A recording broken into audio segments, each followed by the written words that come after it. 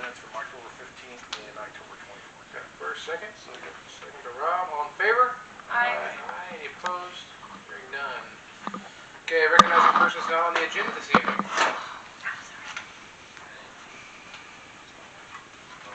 Seeing none, moving on. Any conflict of interest or ex parte contact declarations? Okay. And now we are here for the public hearing of the continuation of the last time that we were here for the preliminary plat for the Casa Cruz 10th Street neighborhood. It is continued from our October 24th meeting. Because it is a current open public hearing, I'm going to go to legal for this. At what juncture do we continue with public, or do we want to bring up the applicant? I'd start with the applicant. Okay, perfect. In that case, then I will go ahead and bring up Ms. Casa Cruz. Mr. Chair? Yes. I just want to mention that I did let Ms. Kaiser know that the responses that were provided at the last meeting at the public hearing, so she is aware of what the public testimony was then. Perfect. Excellent. Well, thank you and welcome. Just go ahead and fill us in. I know that you were here at one point, and now we are back with a preliminary plat for the 10th Street neighborhood. Yeah, so I started this, it's been a long time now. I've been trying to get this because I was just aware of kind of the lack of housing and all that in Mountain Home. But anyway, I started this development and got it approved and had it up for sale. Initially, I was hoping to kind of get a group of investors to develop it out, with myself included. Didn't happen, so then I had it up for sale for a little bit, and now I have renewed it due to the fact that there is a local developer in out of Eagle that is interested in doing a joint venture and trying to get started as soon as possible. So that's where we're at. Perfect. Okay. Commission, do you have any questions this time? No? Okay. I'll go ahead and have you step back, and I'll go ahead and continue the motion for the public hearing.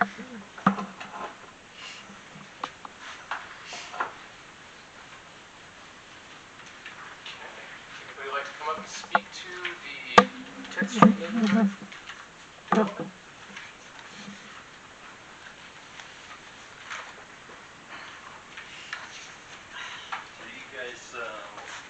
Don, I need your name and your address for record. Don, guest, 5 Western. Thank you, sir. So, where's this at? This is off South 5th West. Well, no, it's not. I apologize. It's off of South 10th East. But it's still out that way, right? Yes. Daniels Road. Yes. Daniels Road. We're down in the bottom. Yes. If you'll look at the screen.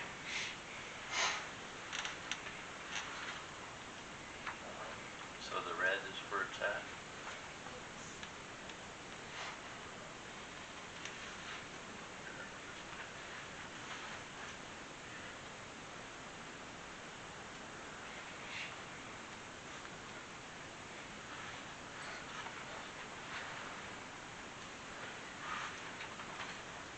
Do you have... So, this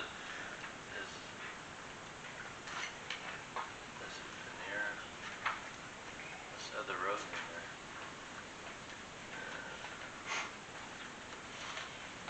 There's no crossroad in there. Is there? Not seeing it. What's the one in the black? Can't read it. Well, the closest crossroad is going to be your South 12th West, which is going to be up closer to where your train crossing is, up there. That's the most closest main thoroughfare. That, Christine, you can help me with that one. That development down there on the side next to it, that jets up next to the property, which one is that? The one in blue, that guy right there. Yeah. That's our neighborhood. That's Silverstone. Silverstone. Yep. Is that the one that's going up now, or? No, that's already up. So Silverstone North is going up right there, and they're starting to develop. And then the bottom one, all the way at the bottom, below Silverstone, that was supposed to be Fall Creek, but I'm not sure if that's even still a thing anymore. So where is it from, I don't want to say, Paiute? So Paiute is going to be up above that space right there.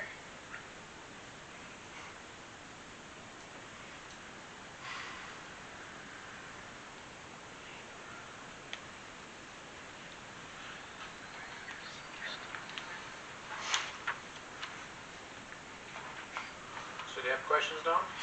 I'm still not quite sure exactly where we're at there. Well, we got 3 minutes, so.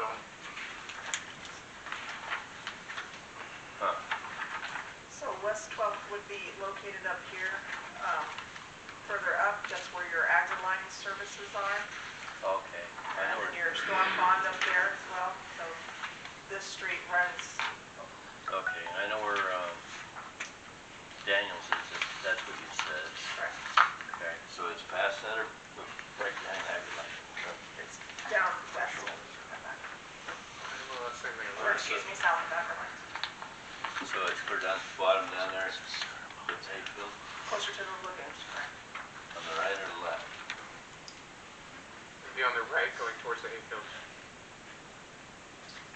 So it's past the last house that's on the right. No, there's No. There's still a lot more houses up there. So at the very bottom down there, there's only one house. Very bottom on the right. Oh, got it. Okay. Yeah, that's still a ways down though, right? Clear down to the bottom where you guys have chopped off the road that goes to the lagoon. So, Don, do you have questions or comments on this? Because this is what this time is for. We're not going to debate on where it is. Really? Yep, that's what this time is for. See what I'm thinking of here.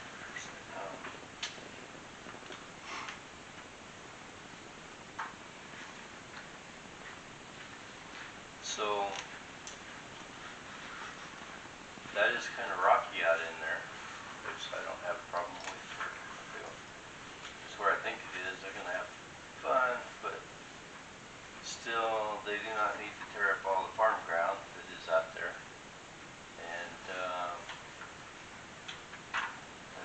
And these people that, whoever, I don't know if how much she knows about the lagoons. They stink. Some people ain't gonna like that. What you guys gonna do about that? You ain't even addressed the doggone,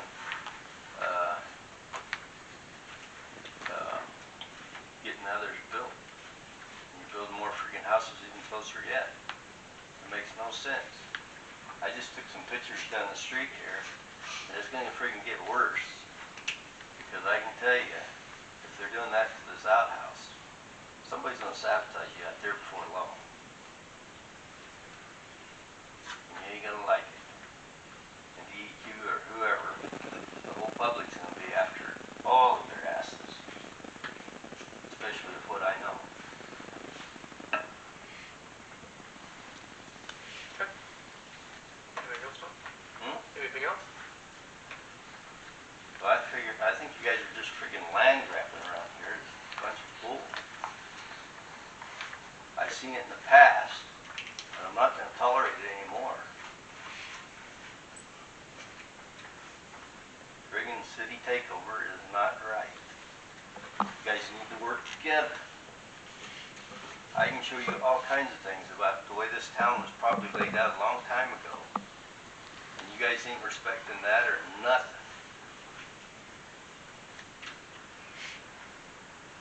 I bet you I can find a bunch of people to back me on it. Okay.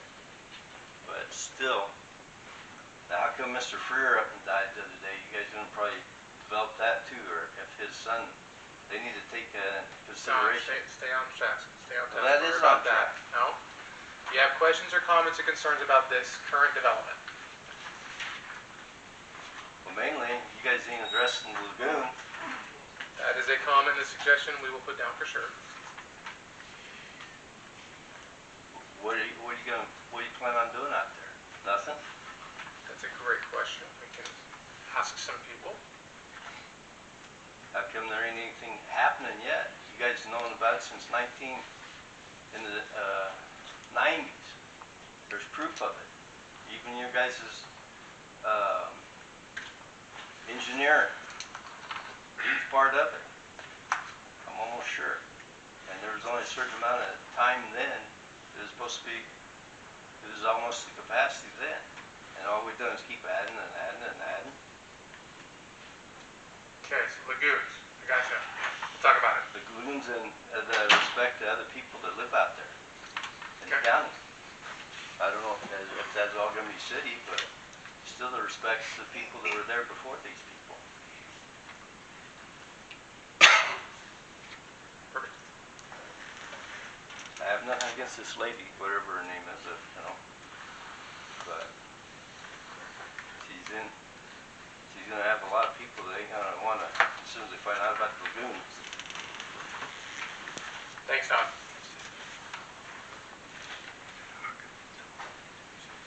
Anybody else? Come on up. We need your name and address for me. Rod Dudley, 1390 Rosewood. Just with all the comments I hear and see, the biggest concerns is just that the sewer ponds, I know that's being discussed all over the place. And there's even been projects that have been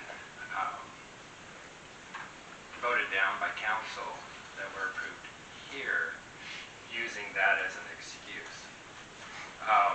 Having done that, I think it's important to take that into consideration.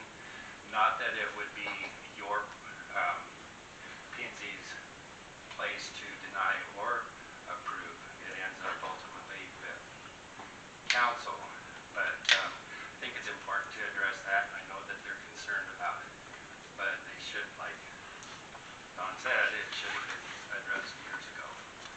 So we've got that. It is an expensive bill, and unfortunately it's going to cost all of us that and water. So that's all I wanted to say. Thanks, guys. Thanks, Rod. Okay, anybody else? Okay, seeing that, I'll go ahead and close public hearing. And Ms. Cruz, you want to come back up?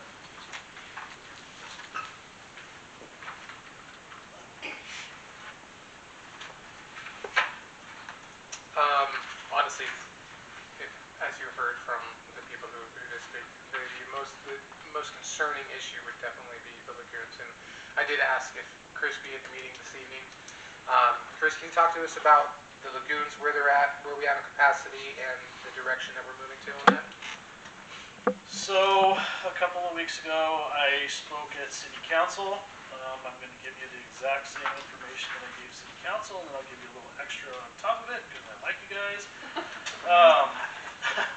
Right now, we definitely have, and we're aware that there is a capacity issue at the wastewater treatment plant. The current EDUs that we have remaining in treatment is 1,374. That's for the wastewater lagoon. The current EDUs that we have available for water is 1,492. I know that's something that you guys are always looking for. So those two numbers are, well, let me go back. The numbers for the wastewater treatment plant are based on intake, and they're based on intake solely from the wastewater system. Those numbers don't account for super wet years or super dry years, because how do you account for that? All right. I will tell you that in March 1st, 2024, we had 466 million gallons of wastewater in our treatment facility. That is the max that it can hold. It doesn't mean it's going to overflow if we go a gallon over, because we do have, it's built to allow for extra capacity, but that is the recommended max capacity, okay? This year, going into the dry season for us, so when I say dry season, we can apply land app March through October. We are now shut down on land application, so we're dry. Everything we take in from this point is stored in our lagoons. We're about 28 million less than we were last year, because we were smarter about how we did our land applications this year. So we're sitting better than we were. And that's great as long as we have a normal year, but nobody can predict. I don't foresee any issues with any type of an overflow or out there. I think we're going to be fine. based on historical weather data. So for wastewater, I know it's a concern. For water, we're in the process now of building well 17. So like I said before, we have currently 1,492 EDUs. We anticipate, and I say anticipate because we won't know until we actually flow it, that will bring another 1,200 EDUs online. So as far as where we sit today right now, we have water capacity and we have wastewater capacity. The thing that's important to note, and I brought this up during city council, we have 2,906 approved EDUs that have not been developed. So that's where the concern comes in. We have a lot of developers that have come in and they've presented to this council and they have received PUDs, they've received their preliminary plats or known fire plats that have not broke ground. So those are the numbers that are concerning. If everything that was in title was developed, we would be 3,576 EDUs over what we have capacity for. So we do have an issue there. Some of those, there's 670 EDUs that have expired. So whether or not they choose to do what Case is doing, those could come back online, but they're included in that 2,900 number. One of the things that we're doing because of this is that we do have, whenever we do our findings of fact and they go to city council, they have the condition that they will receive water if it's available. They receive sewer if it's available. And everything that we have conditioned last 2 years has that on it. So stepping away from that, we have a couple options that we're looking at as a city. We have option one, we can add a cell. We're looking at putting cell 10 in at our wastewater treatment plant. Cell 10 is going to be just shy of $11 million at this point, but that will give us breathing room for a few years. We've also looked at some package plants, which are package treatment plants. They're somewhere in that $10 to $50 million range, depending on how big you go and how much water you want to treat. So we're trying to decide if that's the right answer. Or really idealistically, what we need to do is bring a no-kidding wastewater treatment facility online. You're talking over $100 million. So those are some options that we're looking at. There's a lot of other things that are kind of in the mix right now. We're meeting with some engineering firms. We're actually meeting with some private investors and some things like that. There's a lot more to come on that. But right now, as it sits today, if she were to hook her project up to our system, we have capacity for both water and wastewater today. Okay, does that help? Yep. Okay. Thank you. Yep. Chris, I have a question. Okay. It's my understanding when we were working on Bennett Station that we had somewhere in the neighborhood of 2,300 EDUs available for sewer. Did I misunderstand that? Bennett Or- Station. Or Bennett Ranch, excuse me. So again, Is that that just number, because it's in a different area? no, it's because the number always fluctuates depending on how many people are building. And we've had the villages coming online. We have Falcons Landing's coming along, Turner House is coming along, Corey Barton's got his Thunderbolt and Blue Yonder, and those EDUs go away constantly. So the more we develop, the less we have. So to be clear, right now, we have 1,374 sewer EDUs available. 1,370 That's it. today. Okay. Yeah. Thank you. So I guess the question that's kind of pinging around in my head, of the number 1374, and we have all these other developers coming online, so they're not hooked in right now. Correct. So they can hook in, hypothetically, 1,000 EDUs tomorrow, and we only would have, hypothetically, I don't know the number off the top of my head. It's very hypothetical.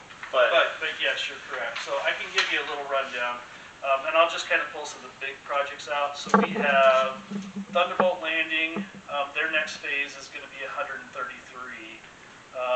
So Meadows Manufactured Homes, that one is coming online, that one's 90. Runway Estates is a project that's been approved out there, that's over 200. Silverstone North, which they're building now, that's 105. Turner House Depot, the way that they approved their second phase, which they're reworking, that's 250.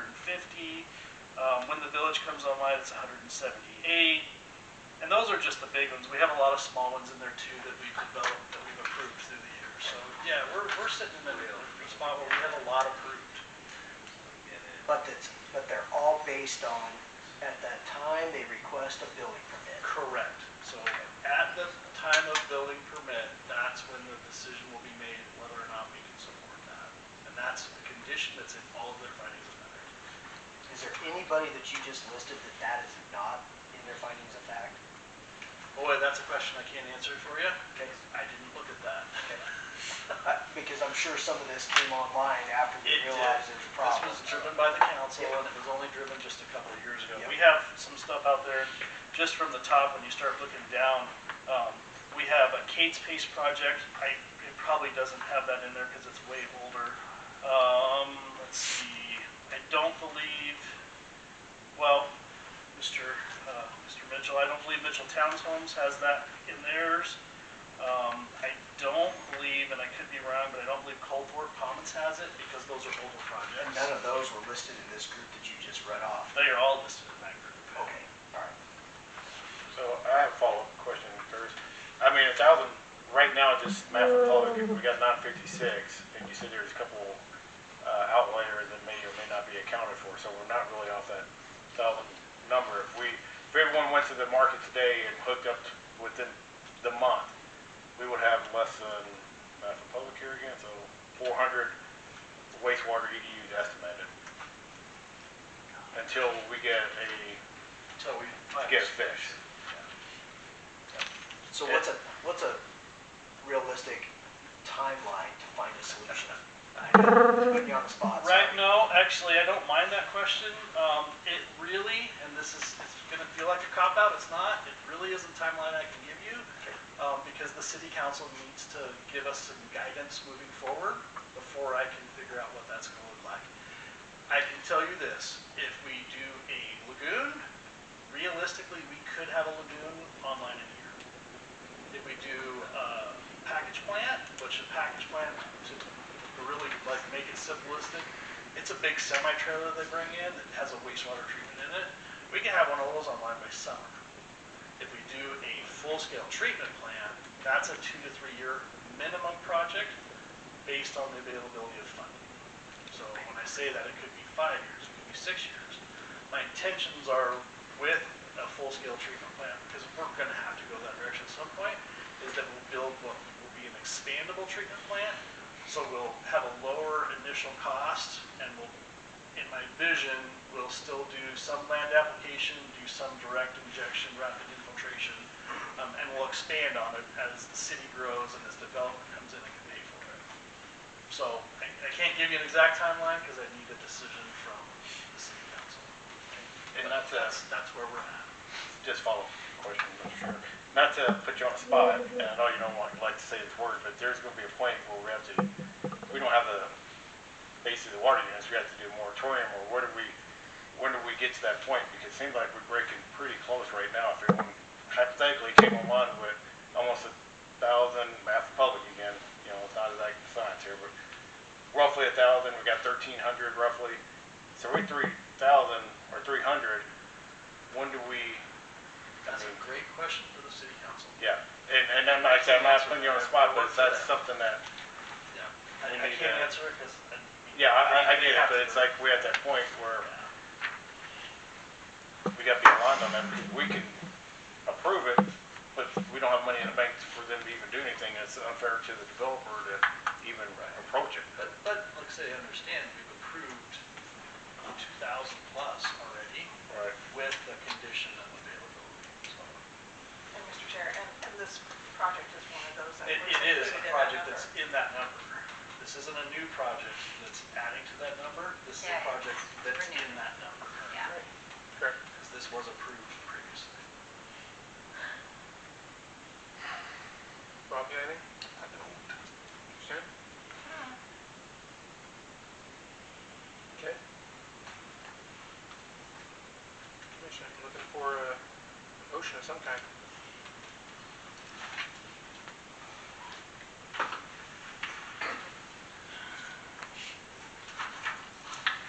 And this is for a renewal, is that right?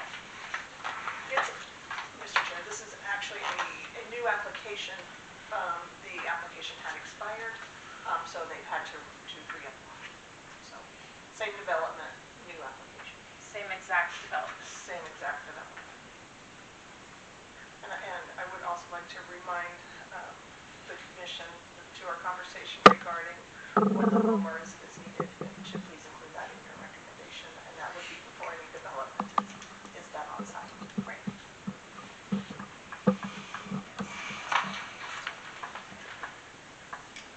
Mr. Chair, I'd like to make a motion. I'd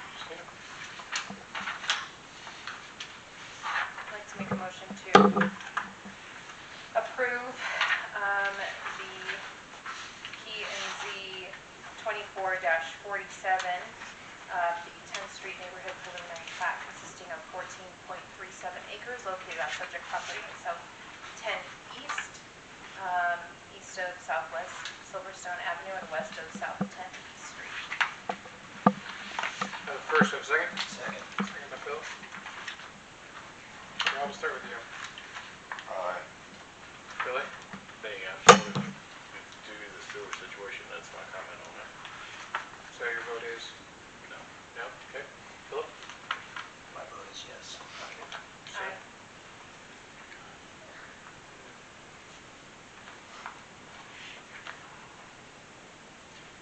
Mr. Chair.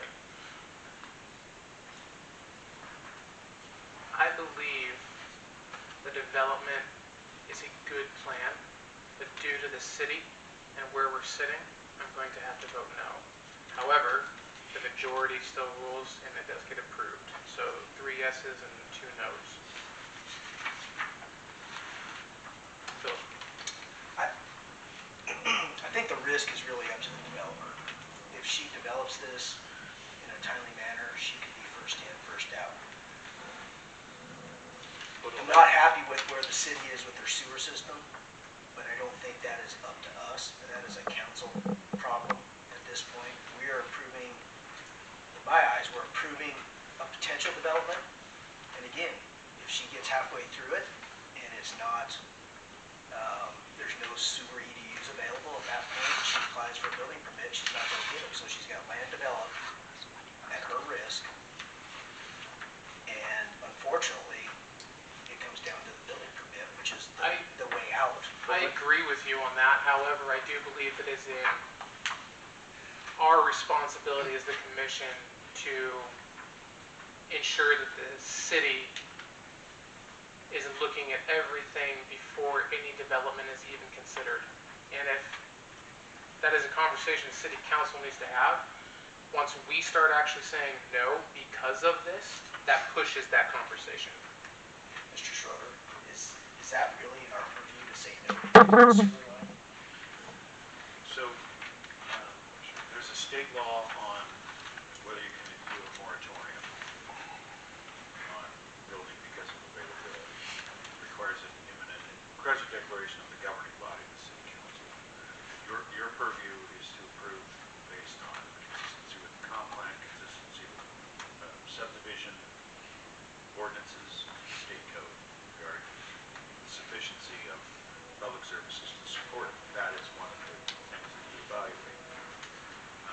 If you have existing connections to a large degree,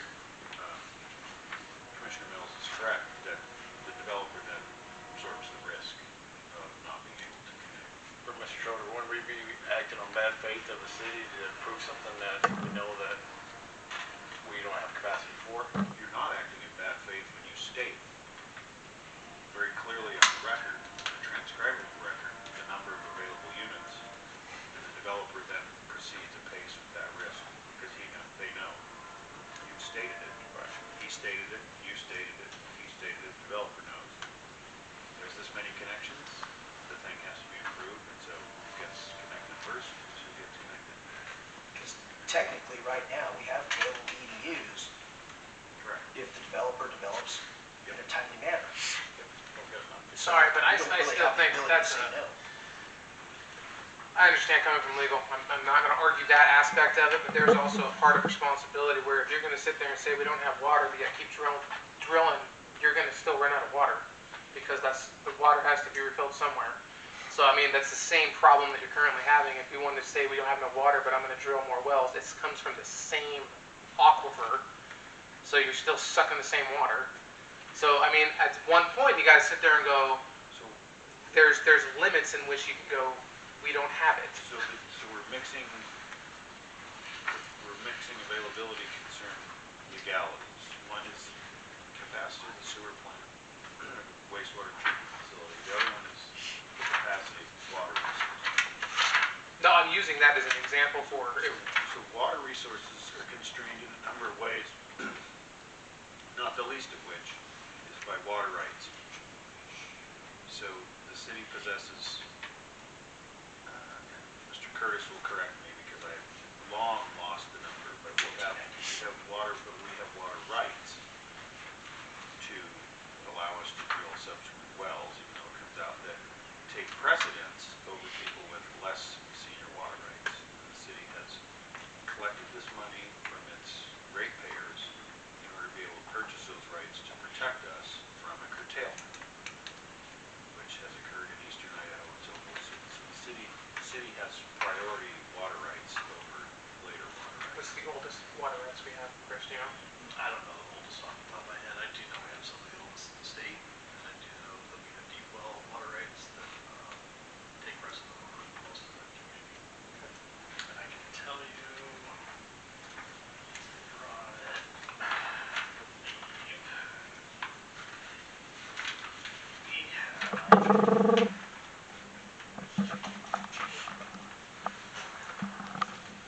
we have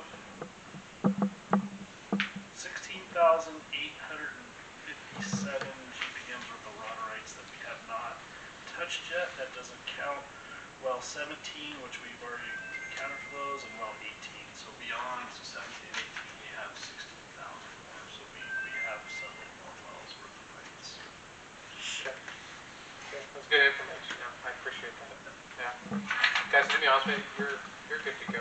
Yeah. This is now more of a conversation, and all this commission is savvy, so, no, absolutely. Thank you for coming in.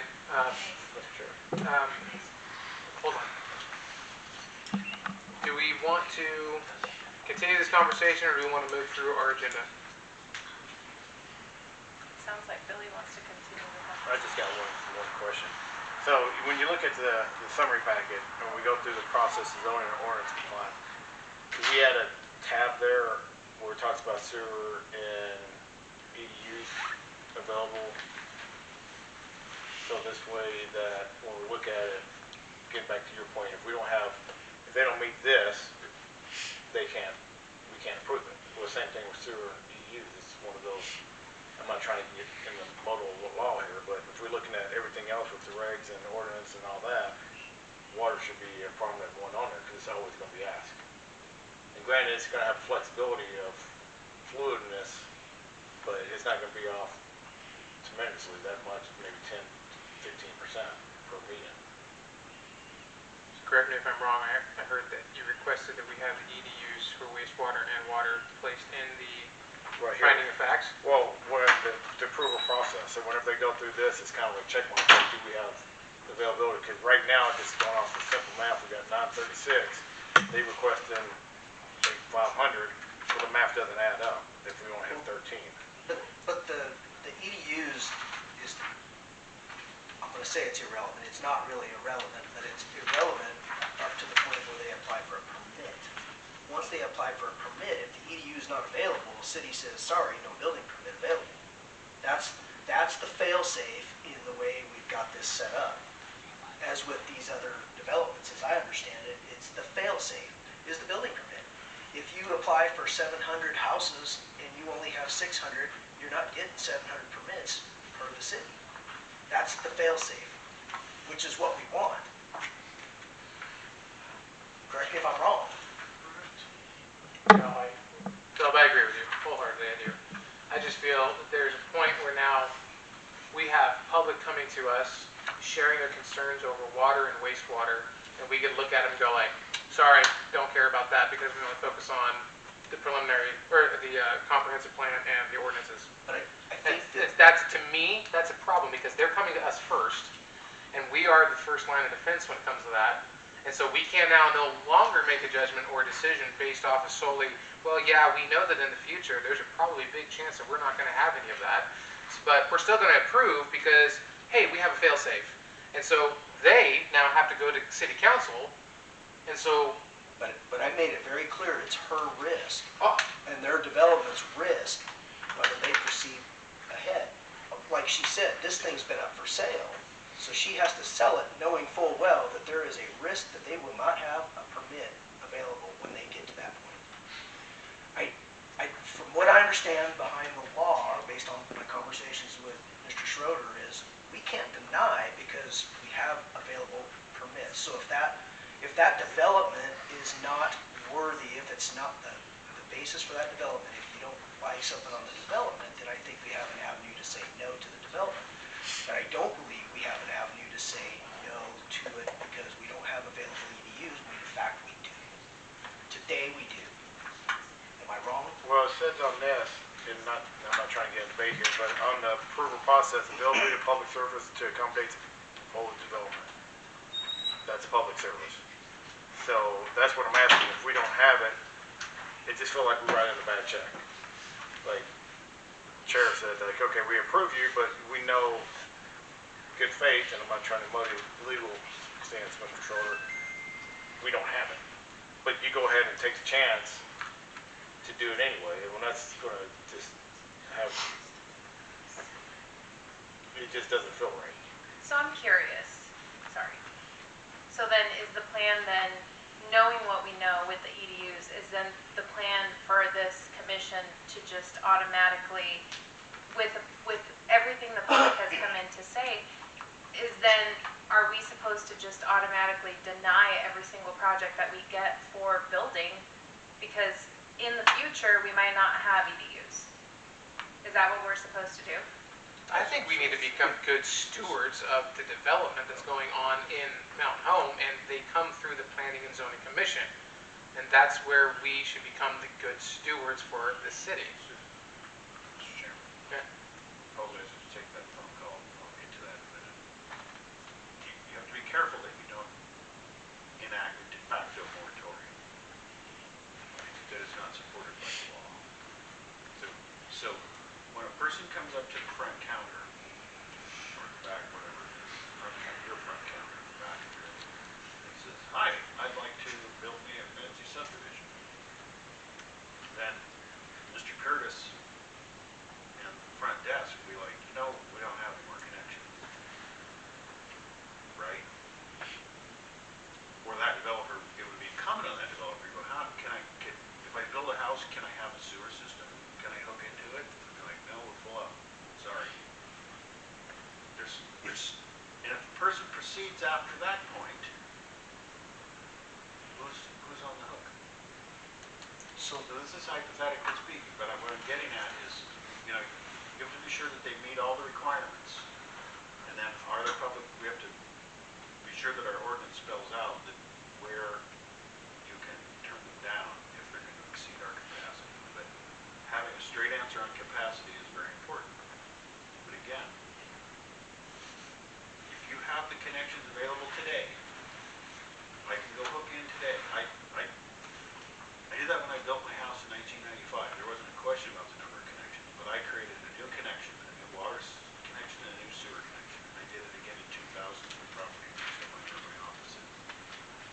There was a connection available, but that's when you go get the building permit. Can I have the water connection? Sorry, we don't have any more. That's kind of unheard of, but as Mr. Curtis has explained, we're getting close. Mr. Schroeder, again, not to debate, but looking at the approval process of zoning ordinance, the PAC review action, number one, availability of public service to accommodate the proposed development. And I guess my point from this chair is, if I know that we have 5 and they need 20, that doesn't meet the availability of public service to proposed development, unless I'm reading this totally wrong.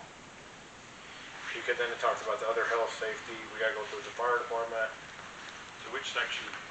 It's on page, I guess 2. The city code section. I'm just looking under the comprehensive staff report, so under the approval process and zoning ordinance compliance. Then it talks about the continual of the proposed development of a capital improvement program, if applicable, and so on. But right now, we have available EDUs. So how can we use that available EDU against a developer when they're not asking for 1,375 doorsteps? We really can, is my understanding, Mr. Schroeder.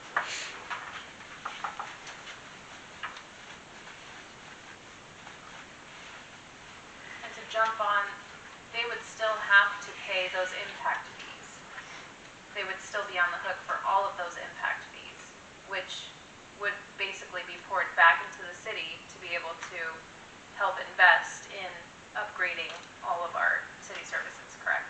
Well, that can't be used for water. They can. We don't, Generals, they're not set up for emergency that services. Okay. yet. Your water But we availability could fees do are what pays that. Water An availability. LID, could we Okay. not? Could we not set up an LID for specific areas? Yes. And that would then assist local the group, city. yes. Exactly. So then the other option, I guess, is at what point, I'm asking a question, I'm not trying to steer this, but at what point does the city, who's responsible for that, I would assume city council and mayor, is the one who would have to figure out, okay, now's the time for or not for a moratorium for building. I know they've done that in Nampa and Caldwell and Canyon County. But who's responsible for that? That's not this council or this commission's responsibility, is it? To request a moratorium? So you can, I'll get to that items code section, but reviewing the city code, the commission shall consider the objects of this chapter and at least the following. So you can consider them. It doesn't say that that's a fail if you don't check that box. You consider it. Which we And have. you can attach that to your recommendation to the approving authority, which is the city council, and say, by the way, first in line, what have you thought about the Absolutely. moratorium? So, in other words, if you're concerned that you're approving something for which we don't have the ability to fulfill, there have been ample off-ramps for the developer to change course. Okay. Okay, I get it, I understand. The risk is on the developer, Unfortunately. so, which in my personal opinion, I think that bodes poorly for a city that doesn't take into that consideration, but that's just me, so. Shall we move on? Okay, any new business, none, old business, we need an action for the approving of finding of facts for PZ 2448. Chair, making a motion to find fact PZ 24-48. First for Billy, second for Rob, Rob, sorry. Billy, Shannon? Aye. Philip? Aye. Aye for me as well, motion passes. No department head items and nothing else, ladies and gentlemen, we are adjourned 6:13. Thank you, everybody, for coming.